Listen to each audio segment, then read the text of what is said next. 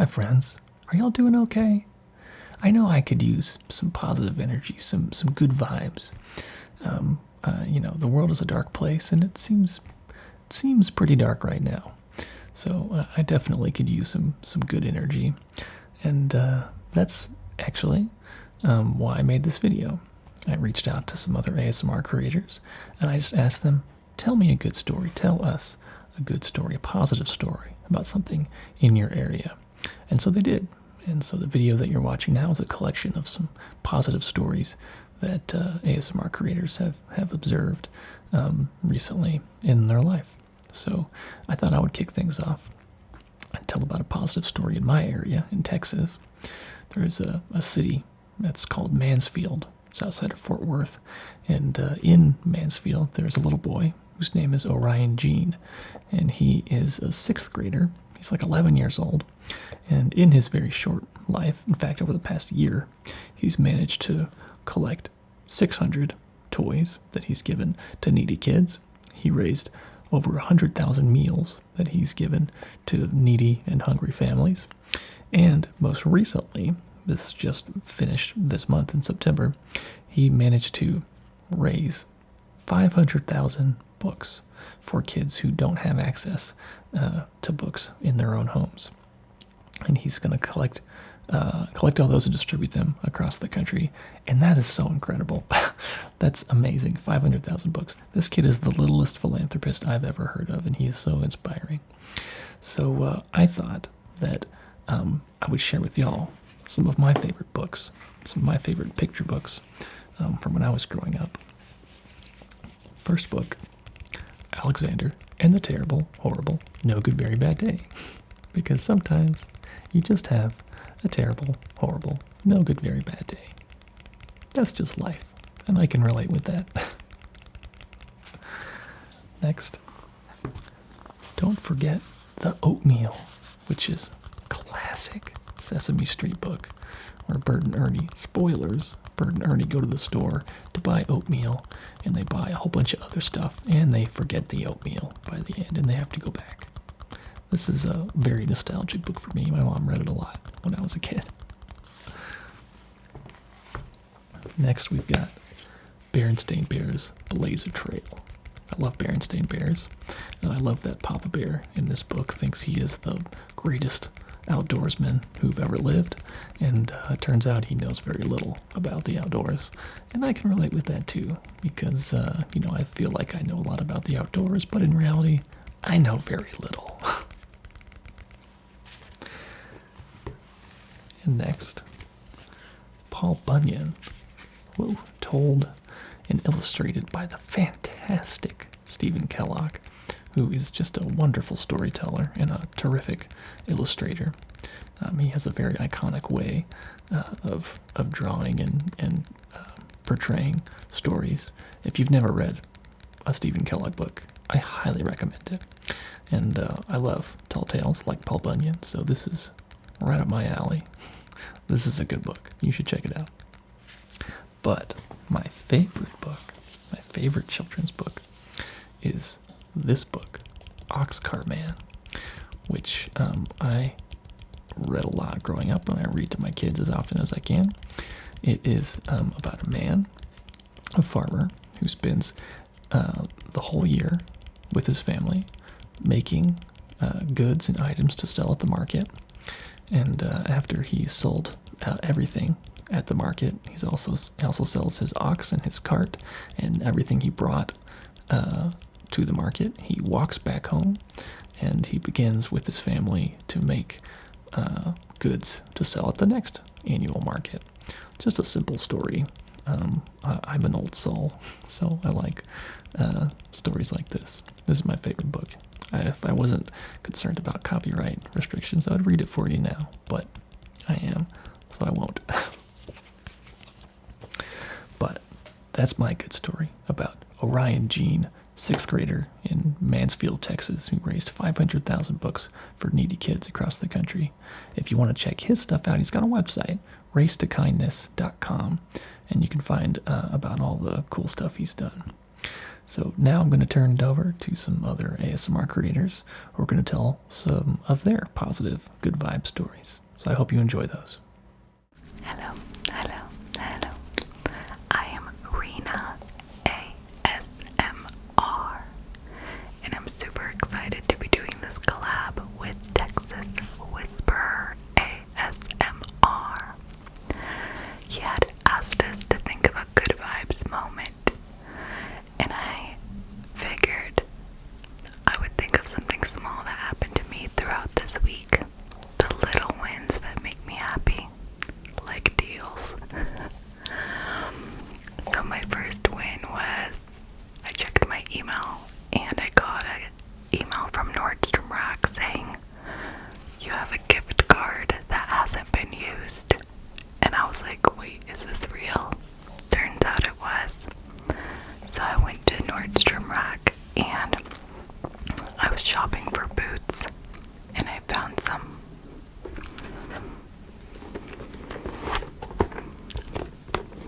like super cute for fall. And I looked at the price and they were $119 originally. And I was like, oh hell no. And I guess Nordstrom Rack was having a sale and they went on sale for $34. And then I took them to the cash wrap and they rang up for $26. I guess they were having a sale on all of their clearance items. We got an extra 25% off. So I scored these beautiful, beautiful leather shoes for $26. So that's a win. I found a gift card and I got shoes for super cheap.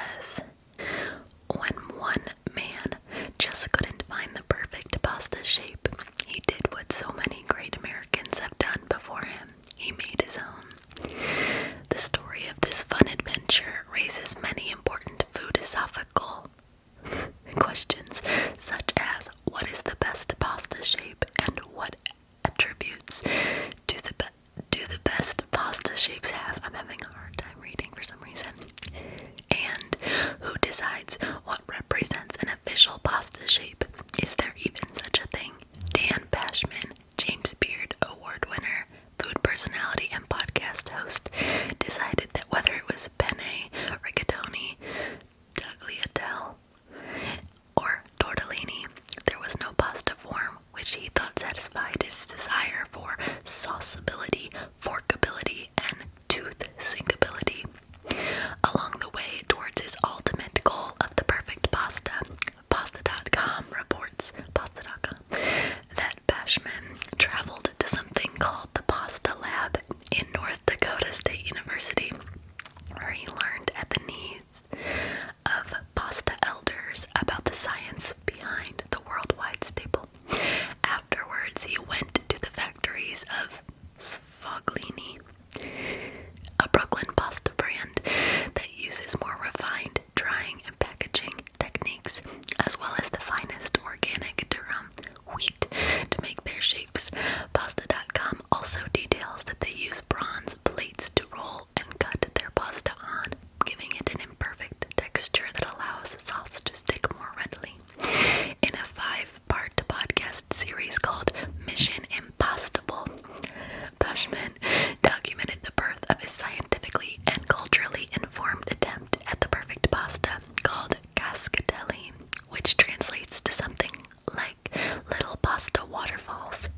They combine Bashman's favorite aspects of various different pasta forms. Ruffled edges create a sauce trough into which sauce can accumulate, while the use of sfoglini's bronze plates give cascatelli that special rustic texture, forkability, or the ease at which someone can press a fork and lift a pasta without it falling apart is high, as there are overlapping elements that created more area for deeper penetration.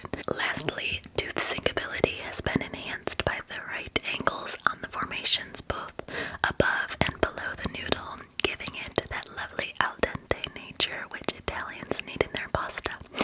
Altogether, cascatelli gave Bashman his perfect dream pasta. It gave the Sfoglini company a new hit to sell, but they're so popular they are already backed up by 6 to 8 weeks. The new form of wheat-borne noodle seems to be so good it likely deserves its own Michelin star.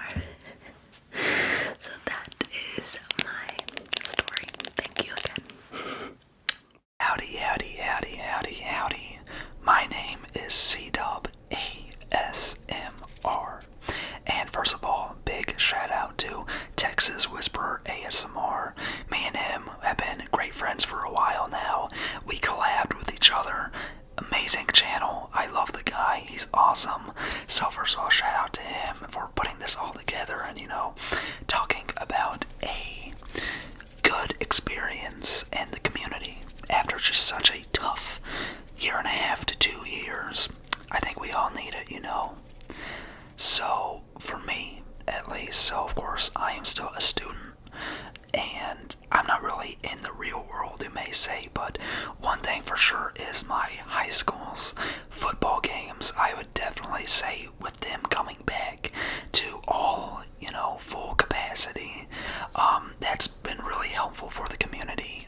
It's just really nice to see everyone out there cheering their team on and playing football with each other again with fans, Friday Night Light energy, So I think that's a real positive thing. It brings the community together. It brings the students together. It brings the community together. And I've just been absolutely loving it. I really have just been absolutely loving it. Because, of course, I do play-by-play commentary for my football team, too. So just the energy, I think, alone is good enough to make a positive impact on the community. So that's really it. It's just nice to see the parking lot filled up again. It's nice to see people I know I haven't seen in over a year. And it's nice to just be back to somewhat normal life. So we have a whole season ahead of us, so I can't wait every Friday to check in and on our away games, but when we're home, gotta check in and be present.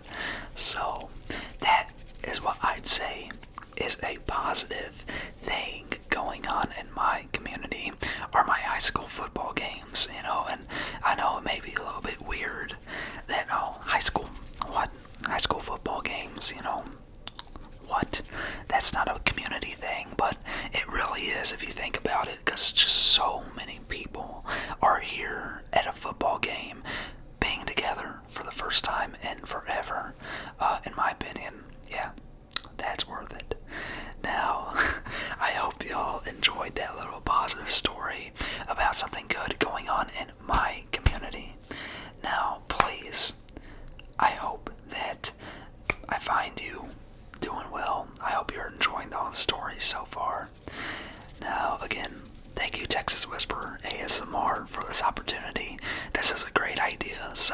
wait to see how this turns out.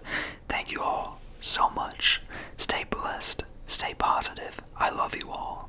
Thank you. I think I have a good story to tell. When you think of army, do you think they have any pets? Well, they certainly can have animals. Horses, maybe, donkeys. Have you ever thought how it is to have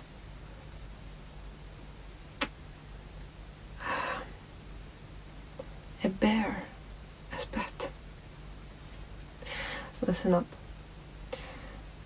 So the Polish army was in Syria, and in the city of Hamdan in Iran, they were trading some stuff with locals. One boy brought them a cub bear. Most likely his mother was shot. Very sad. But the soldiers adopted him. They fed him from the bottle. And since it was a war, they used an empty vodka bottle. And so the bear was thriving, growing up, learning tricks. At some point, he was enlisted as a soldier with his own paybook, rank, serial number, and he lived with the other men in tents or in a special wooden crate, which was transported by the truck. And he was actually taught to help. He was helping to convey ammunition by carrying 100-pound crates of 20-pound artillery shells, and he never dropped any of them. And also he kept the men warm at night when they slept in the tent. And basically he was a soldier. His name was Wojtek, which in Polish is diminutive from Wojciech, which means happy warrior. How suitable. And he had his favorite things. He loved beer, coffee and cigarettes. He loved playing, and he was even taught how to salute. This story is, obviously there is much more to that, but it's especially important for me because later on, when the war was finishing, Wojtek the bear was brought here to Scotland, to Edinburgh, to his new residence in Brazil, where he lived his happy retirement. And in the city park, Princess Gardens, we have a statue of Wojtek the bear. I think it's a pretty cool story. Could be easily a bedtime story. I hope you enjoyed that. There is a movie about Wojtek the bear. I think exactly how it's called, Wojtek the bear that went to war, and it's produced by I think BBC. Yeah, and there are plenty of quite good quality photos over the internet, so if you fancy, Google it, about a bear who was a soldier. Oi, oi, oi, oi. Aqui é a Tio Sleep ASMR. E hoje eu vou contar uma história curta, mas bem interessante.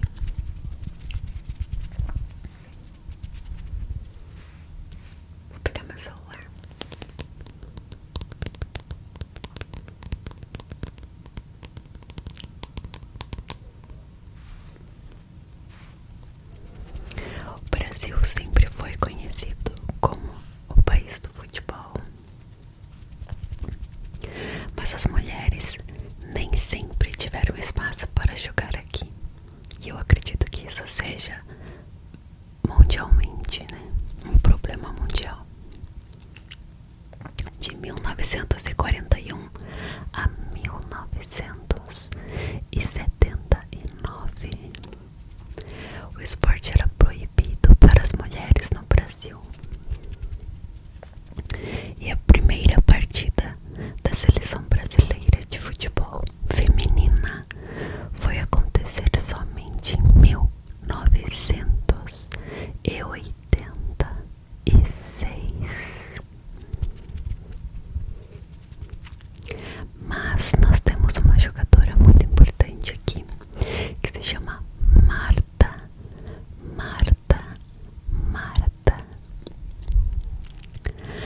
A Marta é a nossa atacante número 10. E ela foi a única jogadora a receber 6 prêmios da FIFA como melhor jogadora do mundo. Melhor jogadora do mundo.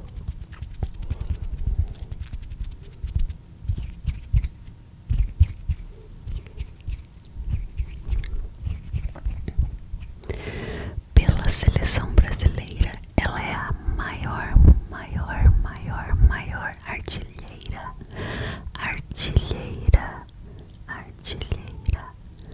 Já marcou 117 gols.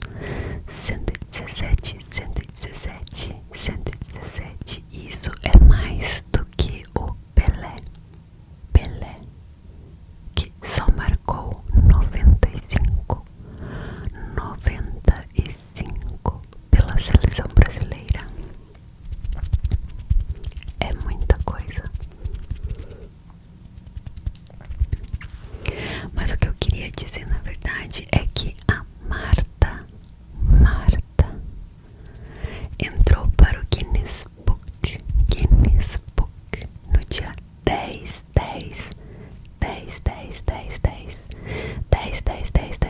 de setembro de 2021 como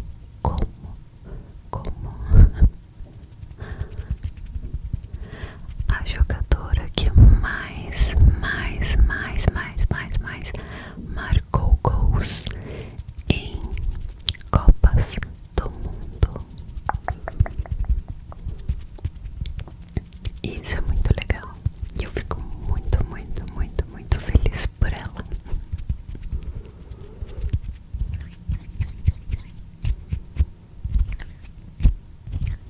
Espero que você tenha gostado de saber disso. Tchau. So we have had a lot of cool things happen in our area lately, especially since COVID started. But one that has really stuck out to me is about a woman named Michelle Brenner, and I just think her story is so amazing. Basically what happened is Michelle worked in retail and lost her job during lockdown, and she turned to cooking like comfort food because she was really good at that, and she was cooking a lot of her grandmother's lasagnas. She noticed that her friends were putting like frozen lasagnas in their grocery shopping cart, and she was like, this isn't gonna work. I'm gonna start making, people lasagnas to put a little smile on their face. And so she decided to take all of her stimulus check and go to the grocery store to buy all of the ingredients for all the lasagnas that she was going to make, and just to make them for as many people as she could. So she put a post onto Facebook telling everybody that there are no questions asked, like if they are struggling and need food or anything, like they're welcome to come pick one up. To keep identities private, she has also said I can put it in my front yard and you can come grab it.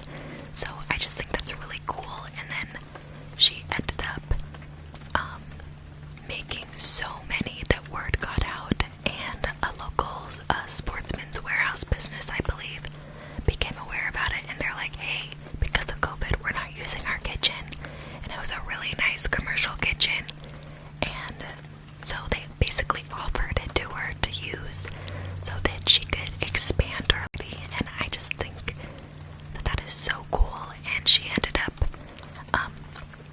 raising $22,000 on GoFundMe, and I'm just amazed she was able to help so many people, and she's still continuing to do this. She's not making any money from it.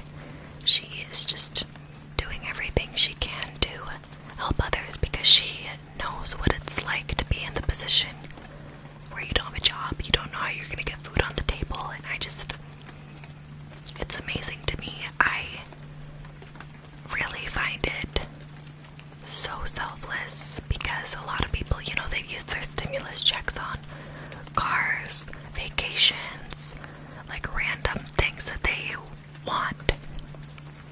And this lady, she didn't even really give it a second thought. She lost her job and decided to use her stimulus check for somebody else. And many people, not just one person, and I just think that's really amazing, and that she is just a really good example for everyone in our area, which is, by the way, Gig Harbor, Washington. I am not personally in Gig Harbor, but I am in Washington. Just FYI. But I thought that was really cool, and when you talked about talking about a positive event that happened in the area, I'm not gonna lie, it was kind of hard at first to find something. I was very amazed to see how many negative news outlets there were compared to positive news, and so I really liked the topic that you decided for these submissions. So I hope you liked this. Whether or not you choose me to collab, I am super glad I got to do this research on my own and actually get to hear about, you know, a lot of positive things happening near me, because it really gave me a better outlook on life lately, because it's been really hard for everybody, all the uncertainty and just a lack of hope sometimes. So thank you, and I hope you enjoyed this video. Hello there. I hope that your evening's been nice and relaxing so far. I really love the concept of this collaboration idea. I think it's a really good idea for everybody to spend a little bit of time talking about some of the more positive things that have happened in their life around them over the past couple of years or so. I think everybody's kind of been like bombarded with a surplus of negative information given the state of things. So reminiscing on some of the happier, more positive things in our lives sounds like a really good idea. But I'm sure plenty of others who participated in this exercise might have come to realize that sometimes choosing something positive to talk about might find itself to be very difficult for some people, more than others probably. And it might be a little more difficult than you'd expect it to be. Just off the top of your head, like, what is something positive enough to talk about with all of the crazy stuff happening in the world around us right now, you know? And ironically enough, I just so happen to live in the southeasternmost region of the good old state of Tennessee, Rocky Top Woo. So basically any time that you type the words events in my area, whether accompanied by the word positive or not, literally just brings up concert information or Civil War information and a history lesson. And nowadays I watch the Texas Whisperer channel if I want a history lesson, so I don't need to go to Google for that. But needless to say, I really struggled to choose what to speak about in this collaboration, and for my submission for this collaboration. And I'm not entirely sure of whether there was an intended lesson to be learned here in this exercise or not, but I certainly learned something, and that something is what I would like to spend the remainder of my time rambling here about. during this exercise I learned that not only am I really good at overthinking things, as if I needed a reminder of that, but I really solidified the understanding that most of all of the positive events that I would have referred to most commonly and unfortunately would stem from a negative or traumatic event by nature. And for example, when I was struggling and searching for something to talk about here, I realized that not only are there basically no immediately positive results coming up in my research as far as positive news articles and things like that, but like, it was, pretty much all of the positive events that I could recall from memory off the top of my head were all events that, and scenarios that wouldn't have occurred had something negative or genuinely bad had not happened beforehand. And I honestly feel like I'm pretty much always quick to remember the balance of good and bad and, yin and yang. But I was fairly certain I'd be able to pinpoint something positive to talk about here for this video, but once I was, allowed myself to overthink enough, I come to terms with one thing, and that was that I wasn't going to be able to choose just one thing to speak about. True story. Because in reality, good things and positive events are constantly happening all around us. All the time, every day, every given moment, and they're not necessarily things that are big enough to make the news, per se, So, like, a positive event to me at this point in life is something as simple as making someone smile during an obnoxiously long work shift of their day, or hearing someone give someone else a compliment and seeing how it genuinely made them smile, or those times that you see somebody stop on the side of the road to help somebody that's having car trouble, or when somebody goes out of their way to help an older person with their groceries when they're obviously struggling, or holding the door open for someone, vice versa, sharing a quick thank you and a smile, or the times that you catch a baby staring at you and you think that they're about to cry, but they just giggle, and you definitely feel as if that's definitely a positive event. I guess, like, anytime someone reaches a goal that they're trying to reach, or when land is donated to entities that'll protect it from development, or when someone leaves the hospital after being told they finally healed after a long battle of sickness, or when someone sees color for the first time, or, I guess what I'm really trying to say is that there's full capability to create positive events each and every single day of our lives. And every day that we wake up to open our eyes is a positive event. And the fact that you choose to watch this video and relax here with us is a positive event. And, you being here is a positive event. Being able to enjoy life is positive. It should be considered a positive event. And I hope that all of the positive events around you continue to happen. And continue to, be positive.